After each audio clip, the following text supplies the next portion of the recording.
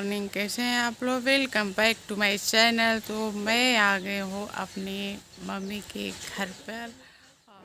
Hello friend, good morning. तो friend, morning की time है और आप लोग देख सकते हैं कि मायके का रौनक और खुशी ही कुछ अलग होती है। मैं मायके में आ चुकी हूँ और कैसे बिंदास बैठी हूँ खाट के ऊपर बिना पल्लू के। जब मैं ससुराल में थी तो ससुराल में वीडियो जब बनाती थी तो हमेशा सर पर पल्लू रख कर वीडियो बनाती थी, आप लोगों से बातें करती थी। बट आज मायके में आ गई हूँ और बहुत खुश हूँ और खुशी के साथ साथ फ्रेंड दुखी भी हूँ, क्योंकि आज वही डेट है, वही महीना है जिस दिन मेरे पापा इस दुनिया को अलविदा कह दिए थे।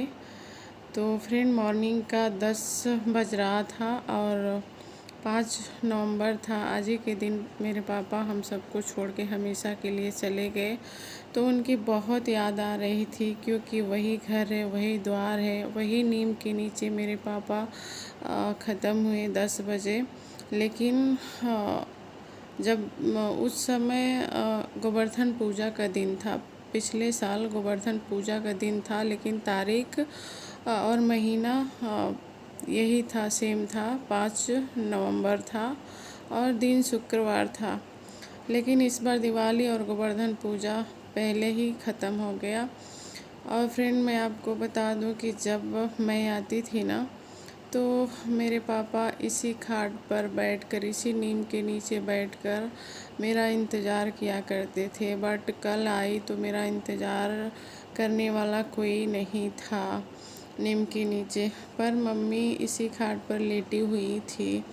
और बहुत दुख हुआ, बहुत तकलीफ़ हुआ मुझे कि मेरे पापा हमेशा मेरा इंतज़ार करते थे बट इस बार नहीं है मेरा इंतज़ार करने वाले। यही सब बातें करके इमोशनल हो गई थी फ्रेंड, बहुत रो रही थी, बहुत तकलीफ़ हो रहा था मुझे कि 1 साल पहले की जो बात थी वो सारी मुझे याद आ गई। और कि 1 साल पहले मेरे घर पर क्या हो रहा था, किस कंडीशन में हम लोग थे, वो सारे पल, सारी बातें याद आ गई थी मुझे, इसलिए रो रही थी। मैं बने रहिएगा, मैं बैक साइड से आपको दिखाती हूँ कि यहाँ का घर कैसा है।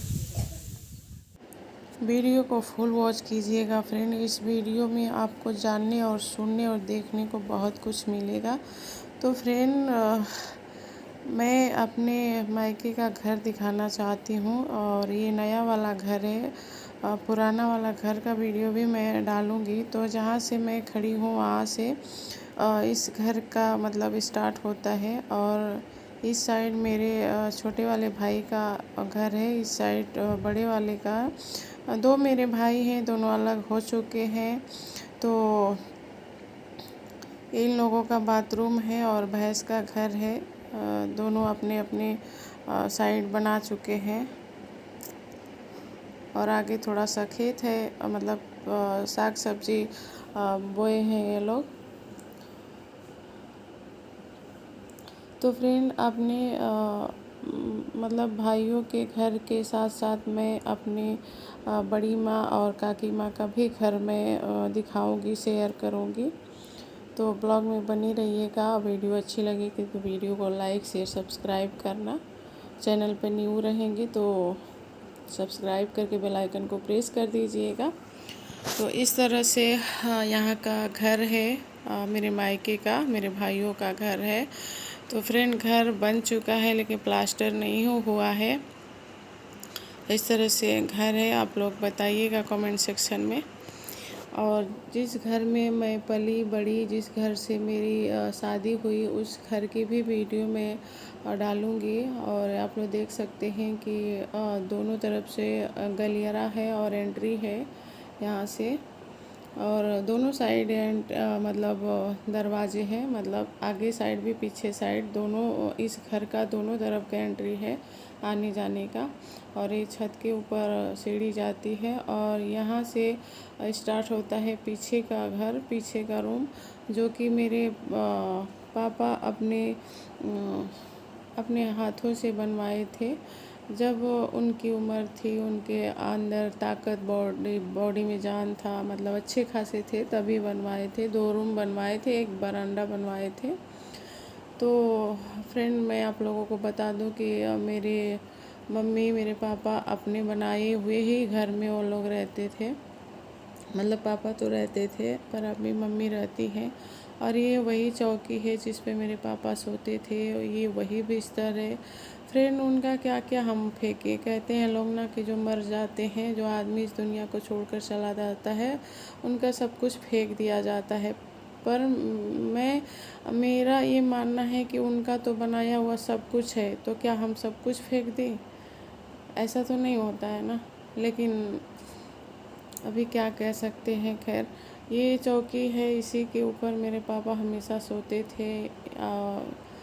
जब मेरे पापा बीमार थे तो इसी चौकी पे सोए थे।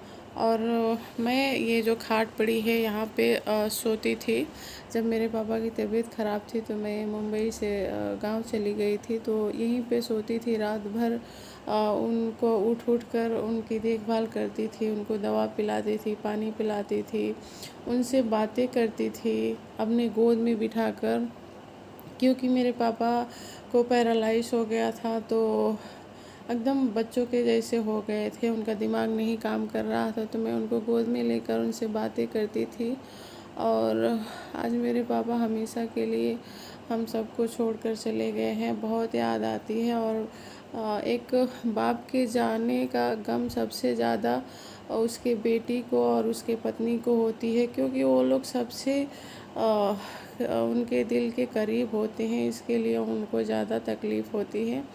तो फ्रेंड, इस तरह से ये घर है। और ये गेट है, जो ये गेट मेरे पापा के हाथों का लगाया हुआ है। उन्होंने घर बनवाया था तो लगाया था।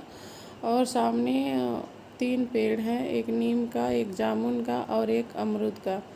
तो फ्रेंड, ये पेड़ हम लोग जब छोटे छोटे थे ना, मैं और मेरी बहन, तो हम लोग कहीं खेत वत में जाते थे ना, तब ये पेड़ लाके हम लोग लगाए थे। कभी ये घर, ये पेड़, ये पौधे, ये घर, सब कुछ मेरा था, मतलब हम लोगों का था। लेकिन आज मेरे भाभीयों का हो गया है। अब हमारा इस घर पे ना कोई हक है, ना कोई अधिकार है। मेहमान बनकर जाते हैं, मेहमान बनकर चले आते हैं। तो अब जो मेरा था आज उन लोगों का हो चुका है। और फ्रेंड, मैं आप लोग सोचोगे कि हाँ, मैं अपने पापा को याद करके रो रही थी और मम्मी को क्यों नहीं बताई थी। तो फ्रेंड, मेरी मम्मी पढ़ी लिखी नहीं है, बहुत पहले की हैं। तो उनको महीना और तारीख नहीं याद था कि 5 नवंबर को मेरे पापा ख़त्म हुए थे। तो मैं उनको बताई भी नहीं। उनको सिर्फ यही मालूम है कि गोवर्धन पूजा का दिन था, उसी दिन मेरे पापा ख़त्म हुए थे।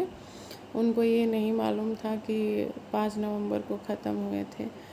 तो मैं उनको इसलिए नहीं बताई फ्रेंड कि वो ना ये है, हार्ट की मरीज़ हैं। तो उनको मैं इसलिए नहीं बताई कि वो रोने लगेंगे, और वो जब रोती है ना तो बेहोश हो जाती हैं, उनका दांत वगैरह लग जाता है।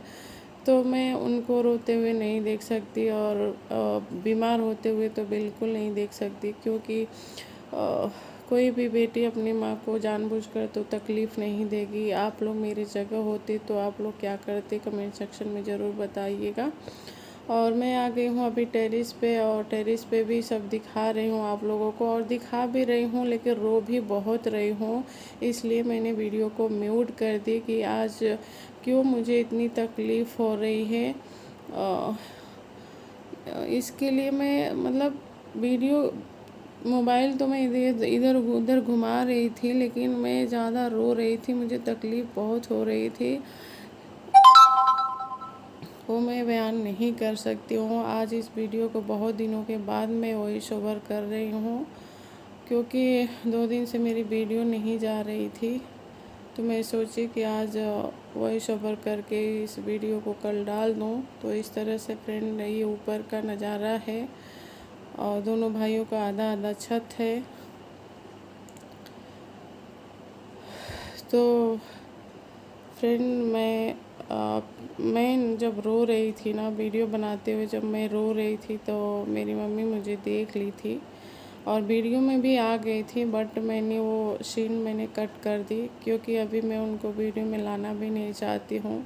हर एक बेटी का सपना होता है कुछ करने का, कुछ बनने का। तो मैं सोच रही हूँ कि एक बार सक्सेस हो जाऊँ, चैनल मोनेटाइज हो जाए, तो मैं उनको इस वीडियो में लाऊं। देखूंगी जैसा ये होगा वैसा मैं करूंगी। और इस बार मैं आई हूँ अपनी मम्मी को लेने के लिए, पर देखती हूँ क्या होता है। मैं सोच रही हूँ अपने साथ अपने पास लेकर जाऊँ। और फ्रेंड, ये घर जो दिख रहा है बीच वाला, ये घर मेरे काकी का है, जो मेरे मम्मी से बड़ी थी।